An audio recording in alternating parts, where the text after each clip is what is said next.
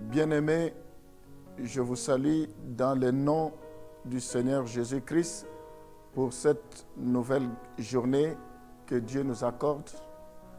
Ensemble, nous allons commencer par le bénir et lui demander de prendre le contrôle de ce temps de prière et de partage. Nous allons prier.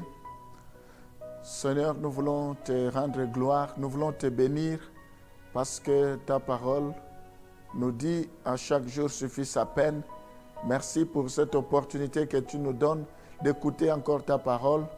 Nous voulons que cette journée nous apporte la bénédiction venant de toi. Nous voulons que nous soyons attentifs à ce que tu nous diras au travers de ta parole. Je te recommande le début et la fin de cette parole entre tes mains. Au nom de Jésus, nous t'avons ainsi prié.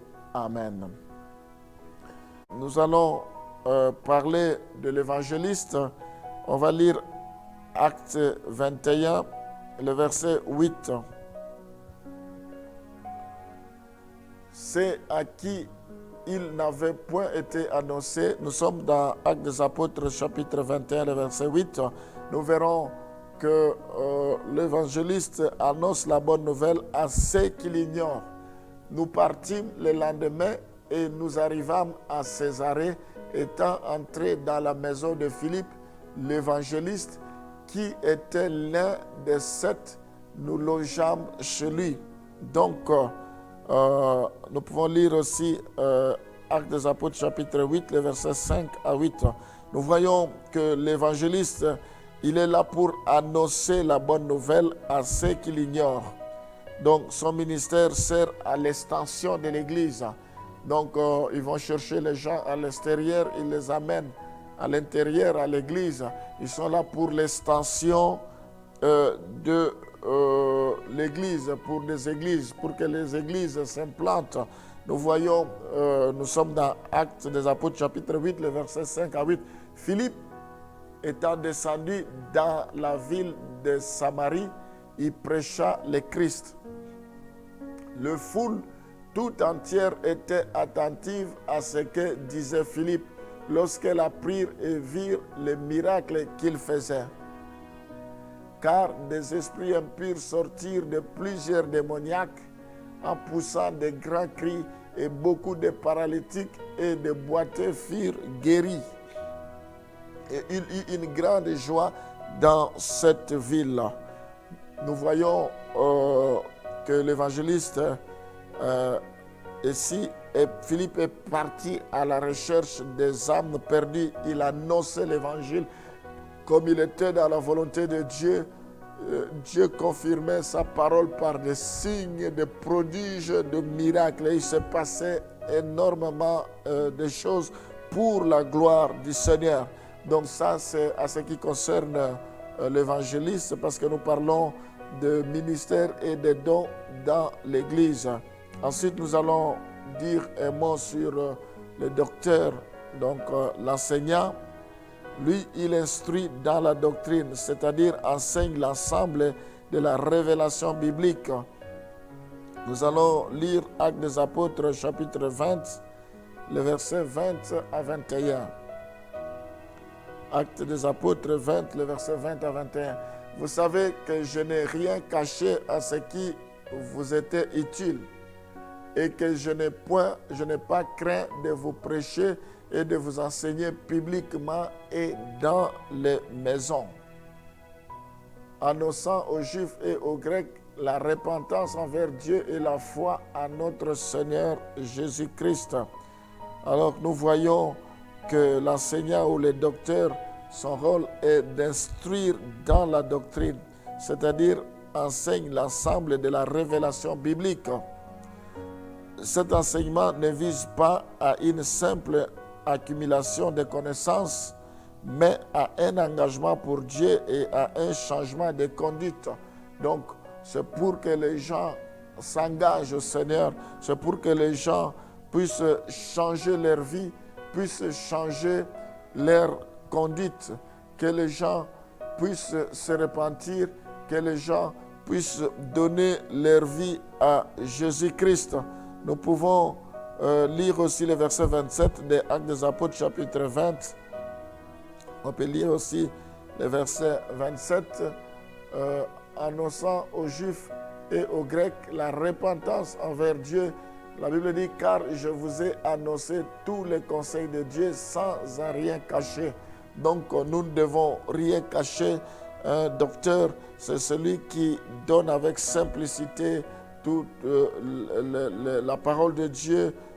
Ils ne doivent rien cacher pour que les gens puissent connaître la parole, qu'ils puissent aimer, savourer la parole de Dieu. Donc nous avons vu parler brièvement de l'apôtre, on a parlé de l'évangéliste, on va parler des prophètes. Nous allons lire 1 Corinthiens 14, le verset 3. Nous voyons que le prophète parle aux croyants de la part de Dieu pour les édifier, les exhorter et les consoler. Ce n'est pas que les hommes soient capables de faire quoi que ce soit, leur capacité vient de Dieu. La Bible dit, celui qui prophétise au contraire parle aux hommes, les édifie, les exhorte, les console. Donc le prophète parle aux croyants de la part de Dieu pour les édifier, les exhorter et les consoler. C'est important, on a besoin de prophéties, on a besoin d'écouter les prophètes. Ce n'est pas seulement des prophéties, mais les prophètes comme ministère, ils sont là pour apporter des révélations, des choses qui sont cachées. Nous voyons Actes des Apôtres chapitre 15, le verset 32. Dans Actes des Apôtres chapitre 15, le verset 32, Jude et Silas, qui étaient eux-mêmes prophètes, les exhortèrent et les fortifièrent par plusieurs discours. Nous voyons là l'exemple de Jude et Silas, qui étaient des prophètes. Ils les exhortèrent et les fortifièrent par plusieurs discours. Donc, ils sont là pour exhorter, pour consoler, pour édifier. Leurs paroles, les prophéties doivent être examinées avec soin. Nous devons, la Bible dit, éprouver tous les esprits. Ne faites pas confiance à tous les esprits. La Bible dit, nous devons dans chaque prophétie examiner ce qui est bon et rejeter ce qui est mauvais. On va lire 1 Thessaloniciens chapitre 5, le verset 20 à 21. Donc il est important que nous puissions examiner avec soin. Ne méprisez pas les prophéties, mais examinez toutes choses, retenez ce qui est bien et rejetez ce qui est mauvais. Donc nous devons examiner avec soin et retenir ce qui est bon, et nous devons rejeter ce qui est mauvais. Ça, c'est notre part de responsabilité. 1 Corinthiens 14, le verset 29. 1 Corinthiens 14, le verset 29. Pour ce qui est des prophètes, que 2 ou 3 parlent et que les autres jugent. Donc, Dieu n'est pas un Dieu de désordre, mais c'est un Dieu d'ordre. Qu'une personne parle, d'autres personnes attendent et ils écoutent, et ainsi de suite, chacun à son tour. Nous voyons que ces dons complétant celui d'enseignant était assez répandu dans l'Église primitive et n'était pas limité à un groupe restreint de croyants. Nous voyons qu'il y avait plusieurs croyants dans l'Église primitive qui l'exerçaient. Nous en avons besoin, même dans notre temps, dans notre époque. On va lire 1 Corinthiens 14, le verset 31. Donc nous devons prier pour que Dieu répande des grâces, qu'il répande des dons, qu'il appelle les gens au ministère, au service, les dons de prophétie, mais il y a aussi les dons comme en tant que, disons, le ministère en tant que prophète. Pour ce qui est des prophètes, que Dieu parle, nous sommes dans 1 Corinthiens 14, le verset 31. Car vous pouvez tous prophétiser successivement afin que tous soient instruits et que tous soient exhortés. Donc, chacun à tour de rôle pour que les gens soient instruits, que les gens soient exhortés, que les gens soient encouragés. Nous voyons, la Bible montre que quelques prophètes ont joué un rôle particulier sur le plan doctrinal du temps où les canons du Nouveau Testament n'existaient pas encore. Éphésiens chapitre 3 plutôt, le verset 5. Nous allons voir Éphésiens chapitre 3, le verset 5, montre que quelques prophètes ont joué un rôle particulier sur les doctrines. À cause de cela, moi, Paul, le prisonnier de Christ, il n'a pas été manifesté au Fils des hommes dans les autres générations, comme il a été révélé maintenant par l'Esprit aux saints apôtres et prophètes de Christ. Nous voyons que Jésus s'est révélé aux saints apôtres et aux prophètes par l'Esprit. Gloire au Seigneur. Donc, nous voyons qu'après Jésus-Christ, les prophètes ne prédisent qu'exceptionnellement des événements futurs. Par exemple, le cas d'Agabus, dans Actes des Apôtres, chapitre 11, le verset 28. C'est un cas exceptionnel. Actes des Apôtres, chapitre 11, le verset 28, nous voyons qu'il a prophétisé, il a pris sa ceinture, l'un d'eux nommé Agabus se leva et annonça par l'Esprit qu'il y aura une grande famine sur toute la terre. Elle arriva en effet sous Claude. Nous voyons, elle a annoncé des choses qui devraient arriver. On peut lire également Acte 21, le verset 10 à 11. Acte 21, le verset 10 à 11. Là, je pense que c'est en rapport avec Paul. L'un d'eux, nommé Agabus, se leva.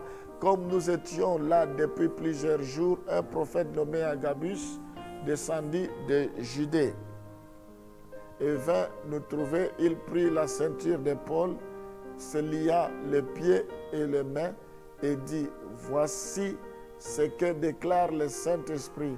L'homme à qui appartient cette ceinture, les Juifs les lieront de la même nature, de la même manière à Jérusalem, et les livreront entre les mains des païens.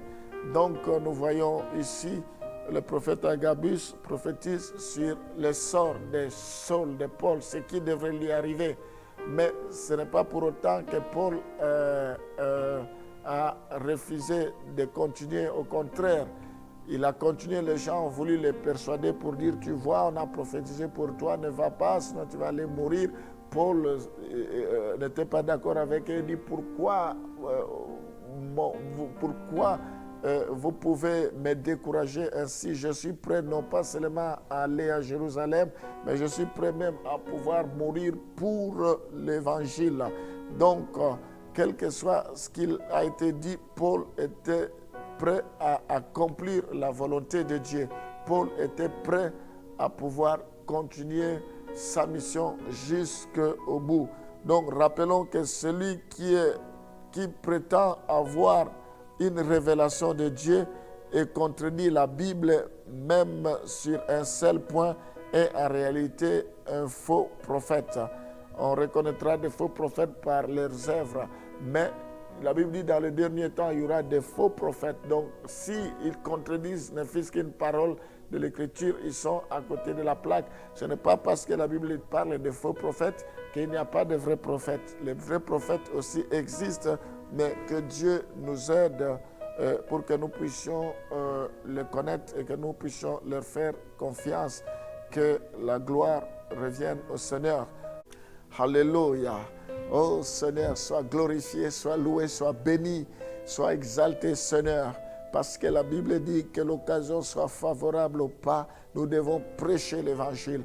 Merci Seigneur pour ces outils que tu nous donnes de pouvoir prêcher l'évangile, de pouvoir annoncer la bonne nouvelle. Je prie pour que cette parole qui est annoncée tombe sur une bonne terre. Je prie pour que tu puisses appeler que tu puisses choisir, que tu puisses établir, que tu puisses envoyer, Seigneur. La Bible dit racheter le temps car les jours sont mauvais. Tu reviens bientôt, Seigneur. Cette bonne nouvelle doit aller partout à travers le monde. Oh, je prie pour les réveils du temps de la fin. Je prie, Seigneur, pour que tu puisses susciter des hommes, des femmes pour annoncer l'évangile, des hommes, des femmes pour répondre à ton appel. Les hommes fidèles. Oui, Seigneur, je prie pour que tu puisses nous équiper, que tu nous donnes des capacités surnaturelles. Je prie, Seigneur, pour que nous puissions rester fidèles. La Bible dit, Paul dit, je traite durement mon corps de peur qu'après avoir prêché aux autres que je sois rejeté. Seigneur, nous ne voulons pas être rejetés. Nous ne voulons pas travailler pour notre propre plaisir, pour être vie loin de là. Nous voulons travailler pour ton travail, Seigneur, pour l'avancement de ton œuvre. Seigneur, merci pour la grâce que tu nous as accordée. Tu nous fais confiance. Nous te sommes reconnaissants. Bénis ces moments. Bénis tes enfants, Seigneur. Bénis tous ceux qui évangélisent, tous ceux qui travaillent, tous ceux que tu as appelés. Oh Seigneur, nous voulons, il y a encore 7000 personnes qui n'ont pas encore fléchi les genoux, qui vont annoncer l'évangile sans crainte, qui vont être fidèles, qui vont persévérer. Suscite-les, Seigneur. Merci, merci Seigneur, parce que les ailes de ta maison nous dévorent. Nous voulons, Seigneur, être à la hauteur de ce que tu nous as confié comme tâche. Nous ne pouvons rien sans toi. Oh, nous avons besoin de ta grâce. Restaure, régénère, sois béni à jamais.